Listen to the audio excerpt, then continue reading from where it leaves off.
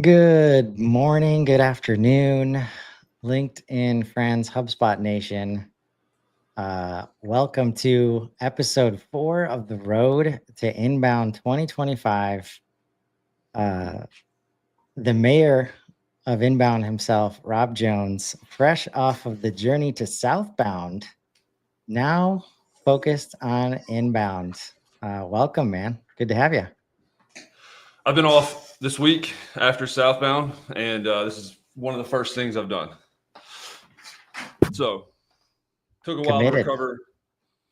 I'm excited. I'm now in the mindset of transition from one event to the other. Yeah. Had to put on my Inbound shirt. Shout out Jay Schwedelson for seeing this. Got me one of these last year, 24. There you go. It's got my name on it. I don't know if you can see that, but Inbound jersey. You know what the interesting part is? I don't think he could have known this yet, but this is the Giants color scheme, and we're going to San Francisco. So I just need to change the 4 to a 5. There you and go. could easily repurpose this jersey. Man, so many ways we could go with everything you just said. Jay Schwedelson, though. Yes. Good example. You join the ecosystem a 3 years ago, let's say. How many years ago? I shouldn't. He joined. Oh, you. I don't know. He was a keynote speaker or he spoke in 22. I know that. That's where I met him. No. When did you join them? 22. Right. So you come in, you weren't from the SaaS space, right? No. So a veritable nobody, for being honest. Thank you for reminding me. And it's true though.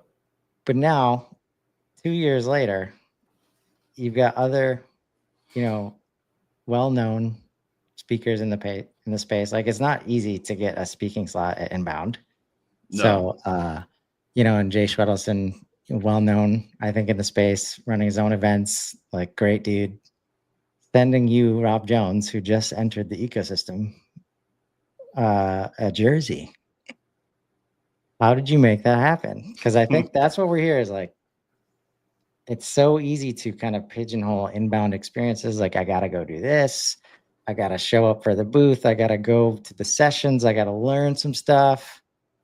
There's just so much value to be had when you just take a step back and understand networking, relationships. It's not just a 1 day or 3 day event, right? It's a part of a journey. Yes. Trying to think how to parse this out. Inbound is like this culmination, right? Southbound, same thing. We took 3 months to plan. Met people and got in contact with people through networking and through some of the promotional stuff before the event. And then saw them, got to meet them in person there. Same thing with Jay.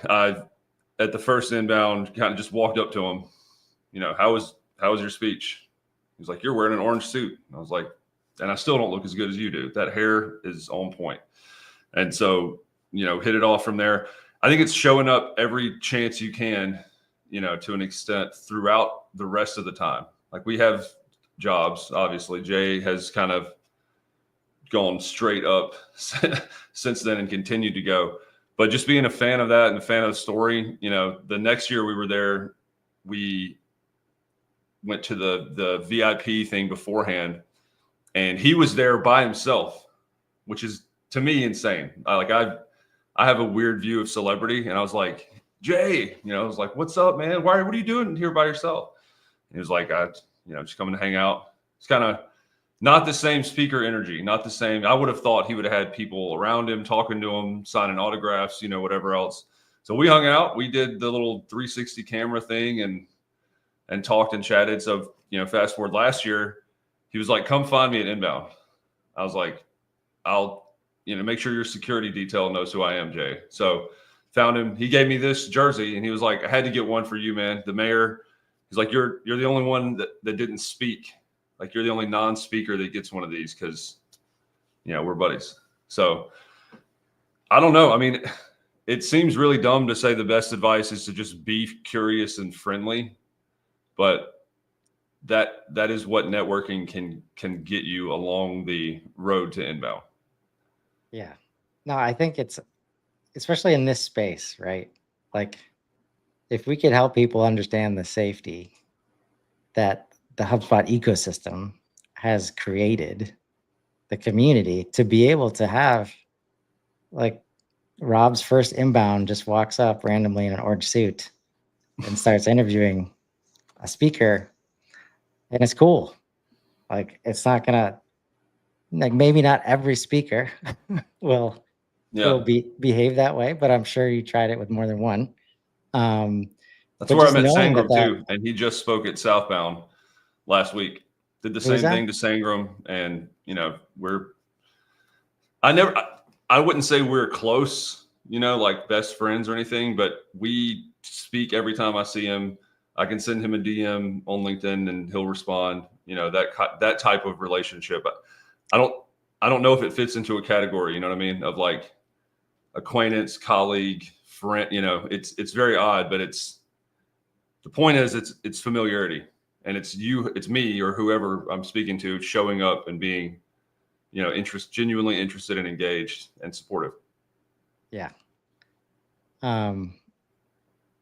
Which is opposite of just going to inbound looking for leads, right? At the end of the day. And that's what, definitely on this journey, that's what I'm trying to get across. Like, if you, like, the amount of money and time and effort spent on shows in general, but certainly inbound, you're just selling yourself short if that's like the primary KPI of success or not, right? Yep.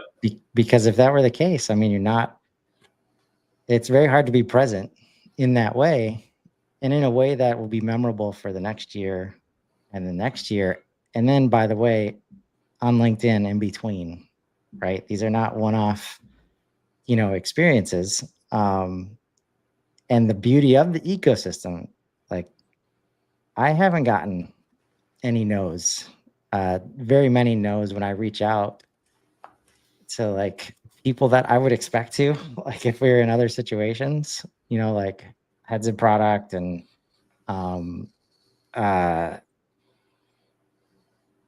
I think that's where just being open to that possibility of just going to see the person that you want to chat with and just saying hello, like, more often than not, they will receive you with warmth, because the ecosystem is a warm place to be. So I think for any correspondents out there, but anybody looking to learn, like, this is a learning a skill that there's no safer space, in my opinion, to, like, get your feet wet and start talking to people that you might think, like, oh, they're never going to pay attention to me. I mean, when you first told me about Sangram, like, it's so easy to be like, oh, he writes books and he owns companies and he's like flipping, like, man, like, he's way up here, like, inaccessible. And why would he spend any time? Like, he must be so busy. He must be so focused, and every minute's got to be, productivity and, like, brand building. But no, at the end of the day, they're human beings, right? And when they show up to events like this, it also allows them to be human beings, right?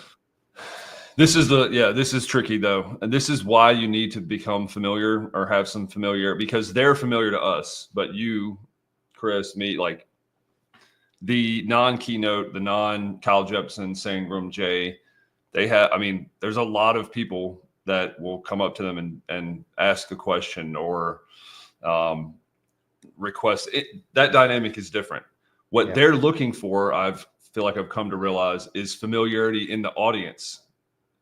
So, like, if I'd tried to do that to Jay now or Sangram now and didn't know them, probably would have, like, hey, beat it. So, but I've shown up, I've come, like, attended some of their talks, I've supported them, digitally on social. I've taken the time to, like, add value first, shout out value first, by showing up and being a part of an audience, by taking an interest in what they do. So now, if you Jay or Sangram or Kyle or Dharmesh. One of the coolest things last year was I had just done something and I was like taking a break. It was hot. So I had like taken my jacket off and was sitting over on a bench, and I saw Dharmesh walking, right? And I kind of gave him the old, like, So head, what's up? And he like got out of line and came over to me. So now I'm like, oh crap, like have a t-shirt. I'm sweaty, this is Dharmesh coming up. And he was like, hey man, just saw you over here. Just want to tell you, I appreciate all the stuff you do. Some of the AI content you guys have been making is pretty crazy. I could have evaporated. I was like, you watched the videos that I made? He was like, yeah, the one about the history of HubSpot was great. What'd you use? And now I've forgotten how to speak English at this point, but it's also reminding myself that like I show up in a lot of his posts and comment. I show up and ask questions. I was a chat spot, beta tester. So all that, people that do it really good, take note of those types of things and remember. And it makes everything you're talking about smoother and easier. If you had somebody that came up to you and was like, I've watched every single one of your shows for the last year. I know you've done over 400, but they had never responded or engaged or asked or, made themselves known or familiar. It would be cool, but there was no connection there. However, if it were somebody that had shown up and you're now meeting for the first time, you're more likely to give them more time, more attention, because it's owed, it's reciprocal, right? So that's the point I was trying to make with. No, it's an important qualifier for sure. And again, back to the way that people normally try to leverage events. It's like, if you haven't been doing anything to participate like in that community, in that audience, and you think you're just going to show up and extract value, like in however the way that you want, like it's not going to go well. I'd say in this space, you're more likely to get a first try, like believing in your positive intent, right? But that's a good point where if you haven't been showing up prior to that event, like, yeah, they're not in a position to know anything about you at that point. And it literally, it's no different from walking up to like strangers on the street and expecting to have a really valuable conversation just because you're asking them questions, right? You can ask. So this is one of the coolest moments of my life happened last week at Southbound. Don Miller was there. He spoke. It was one of people's favorite, topics about if you confuse, you lose. He's the founder of StoryBrand. Yeah. So, yeah. But he also wrote a bunch of books before that. One of them being Blue Like Jazz. I read them all growing up. So it was crazy that he was going to come and speak there. He doesn't know who I am at all, right? But the prep work of knowing that he could have been there, having a genuine interest and wanted, in my head, I was like, if I get to say 5 words to this guy, I'm going to make them as impactful as possible.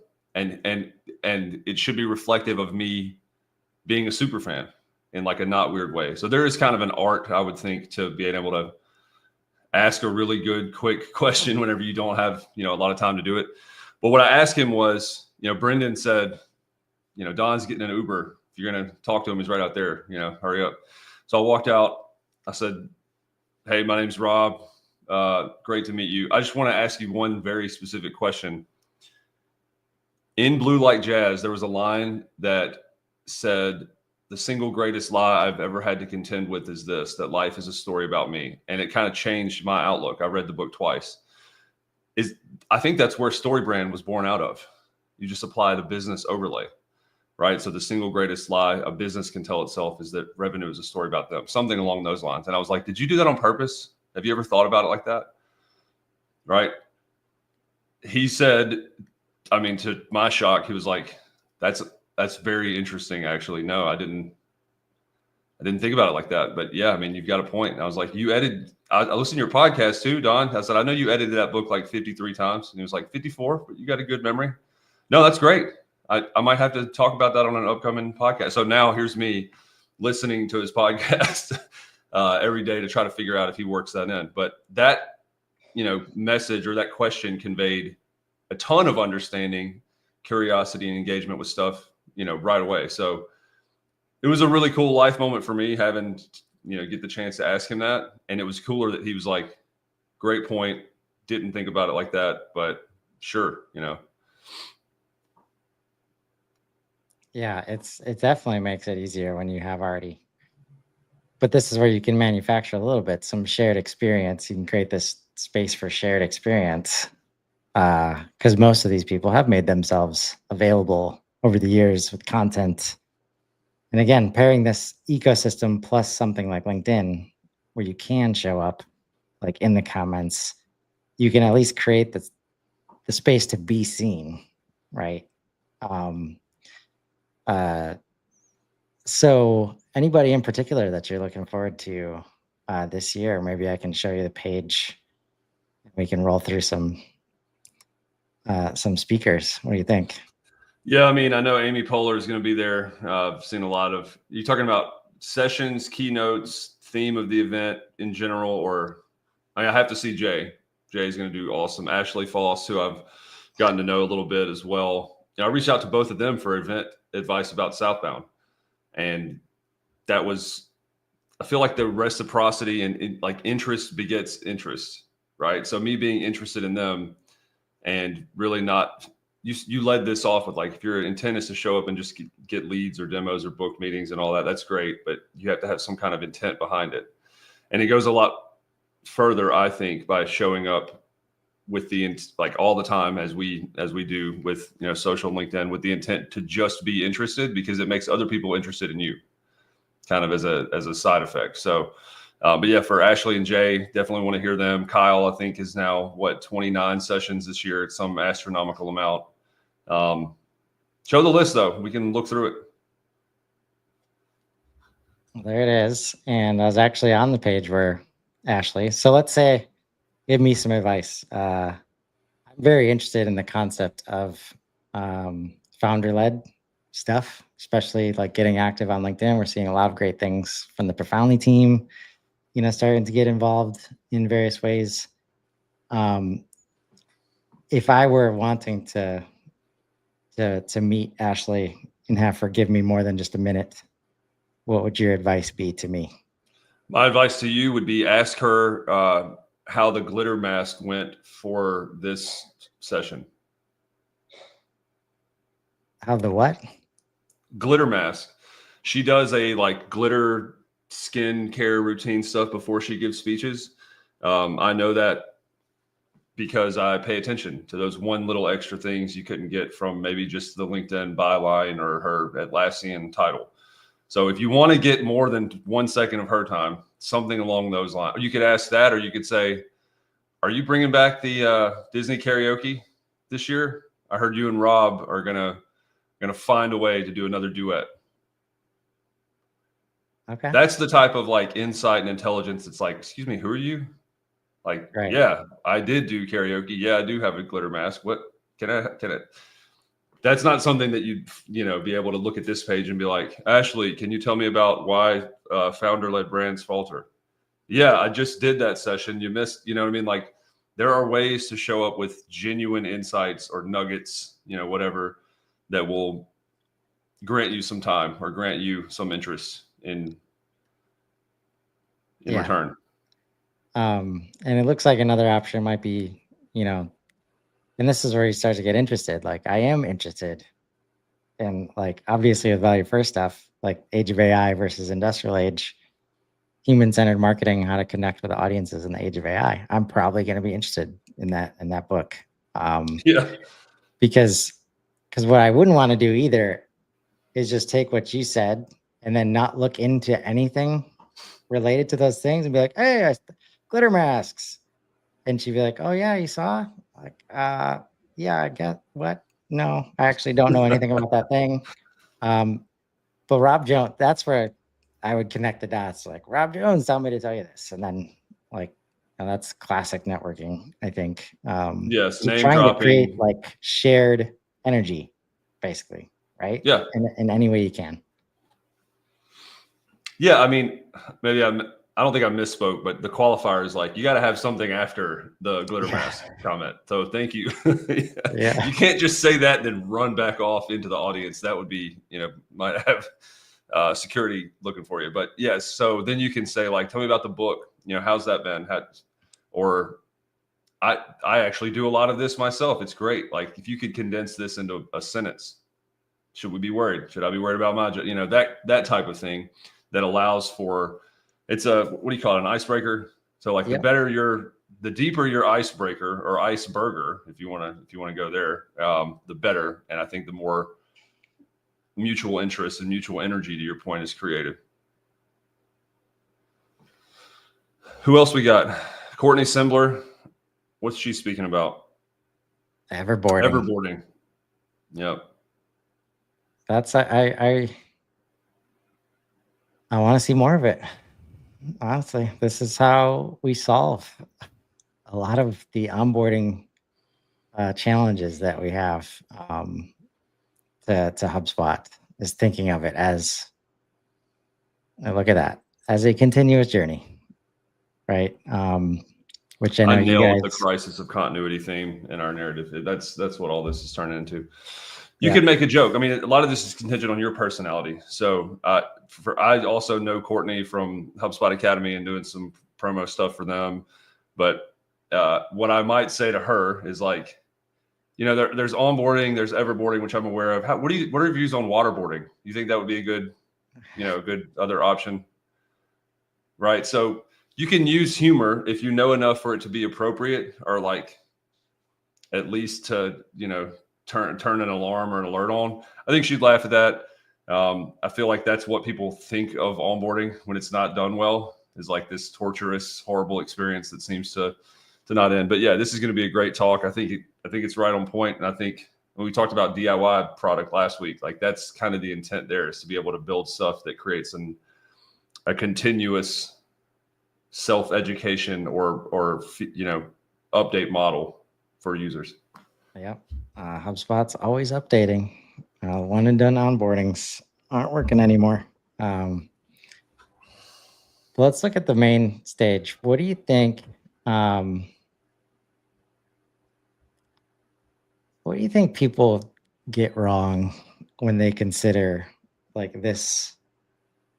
The value that these types of speakers might bring to an event like Inbound. Like obviously, a lot of the other sessions are all like learning how-tos, like education focused. But I always find a lot of really unique learning coming out of these main stage sessions.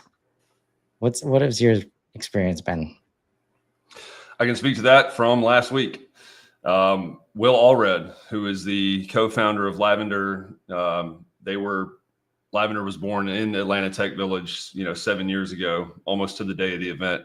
So he's been to a lot of these events. And one of his takeaways was like, this is one of the better events, candidly, I've been to, like really, really good. And part of it, he said it had this exclusive kind of feel, even though it wasn't exclusive, because the speakers talking on this subject matter was something I don't think anybody expected or had heard before.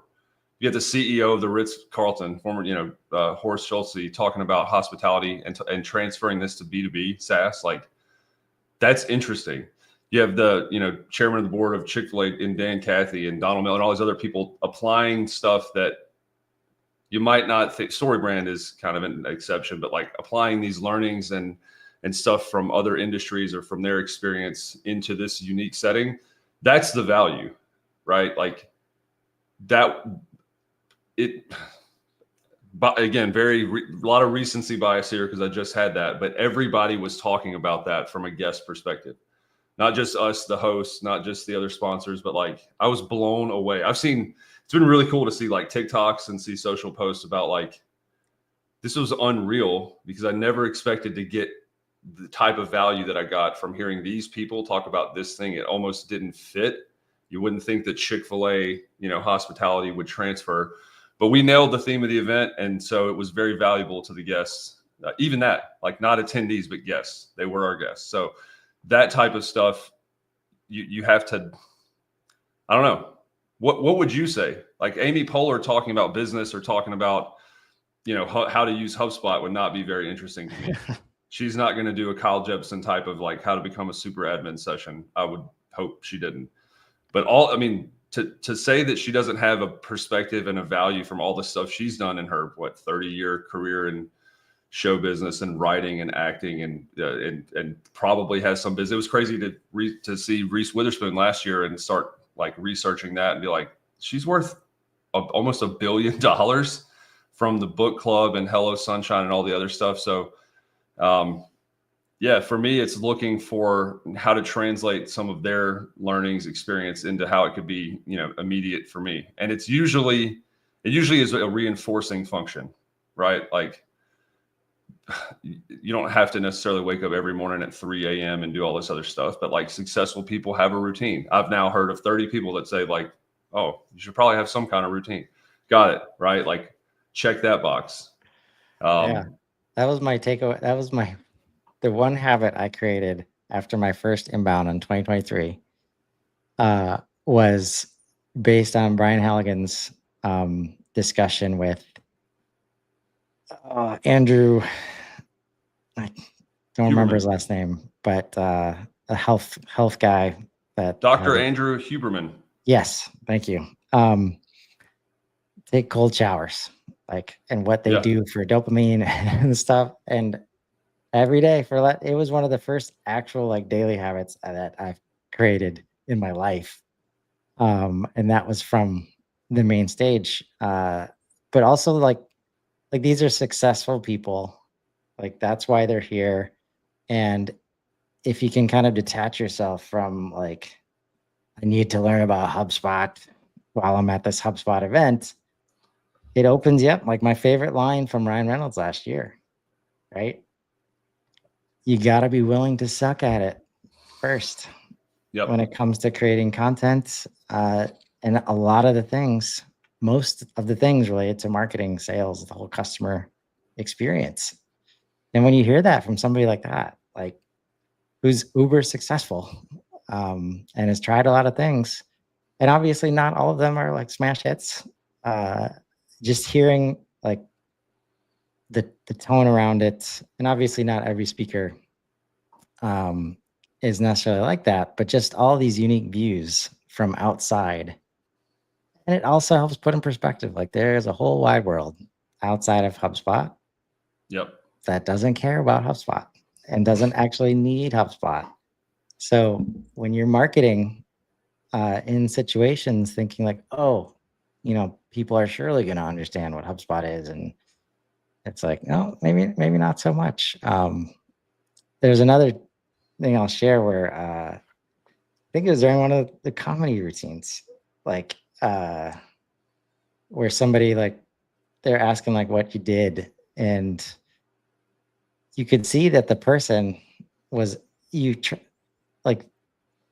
we think that the curse of knowledge, where I say something obvious oh, I'm in do marketing ops. I'm marketing ops, and the exchange was okay, what's that? And having to explain it just can add so much perspective, right? From these people who are outside of the bubble, right? So it's translative. That's I'm coming to understand more of the value really between any two people at any time is increased by some translative property. For me, it's more about failures. That was my favorite part last year of Ryan Reynolds is you have to be how many times I've failed, how many chances I've had, how many ABs, bats or whatever I've had to fail and learn from it. So yeah, go do your marketing stuff or go build your HubSpot. But I have failed. And so I have the ability to speak into this. It's like Edison. Why would he got it right? One out of 1,000 times, but the 999 is valuable to figure out kind of what not to do, or to figure out other stuff that you might be going through that is or isn't working, and to have that, kind of unbiased or different perspective. It's very, very valuable. So I agree 100%. It's kind of what I'm hoping Amy Poehler talks about is a lot of the failures and how they got it wrong. Dharmesh is really good at that. I've seen him on a couple podcasts, and his inbound talks are always my favorite because of the jokes and whatnot. But he's very humble and talks a lot about like what he would do next time. And then he goes and does it the next time. Right. So if you can look for that in some of the sessions or take that approach of like, it's not necessarily what I have to do, or here's 5 steps, or here's how to change everything, but like, here's what to avoid. Let me share this story about how I failed trying it this way and like what I learned. It's the Mr. Beast approach. Love Jimmy. He's talking about like how he got to this level, and it was like it was 3 other, me and 3 other guys that were obsessed with doing this. We got to fail like 4 times faster. So we learned 4 times faster than other people. That's how we got so far ahead. That's one of the biggest draws for these types of, events, conferences, of inbound, candidly, is to look for those lessons of avoid this. Here's pitfalls. Here's my story, and how you can take value from it. Yep. This has been a great episode, man. It's good to have you on this road. I doubt it'll be the last time that we see you. Some very exciting things happening this year, folks, with the Inbound Correspondence Group. And got a lot of great people in that group. I think we're over 50 now. And we're going to get to Inbound, and there's going to be some fun stuff there too. So not just on the way, but really trying to help everybody make the most of this experience. And we appreciate you joining us. I'll be back whenever you want me next week. I know we're doing other. I don't know if I can announce anything or tease anything, but did you get the bus approved? The cross country travel? Not yet. Not Still yet. Okay. working on. I'll just shut up. I don't want to reveal anything, but I am excited. I'm off, and I came to be here with you, Chris, on my day off. That's how much I value you. I appreciate that. And whoever's watching this, if you think the Profoundly Inbound Greyhound is a good idea, the Profound Hound to Inbound, holy moly!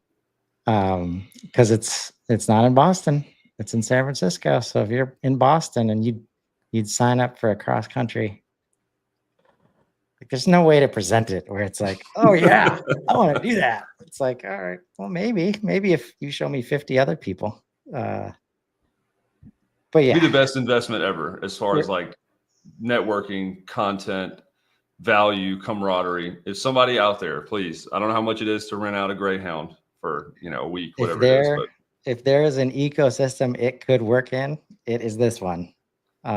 So you heard it here first.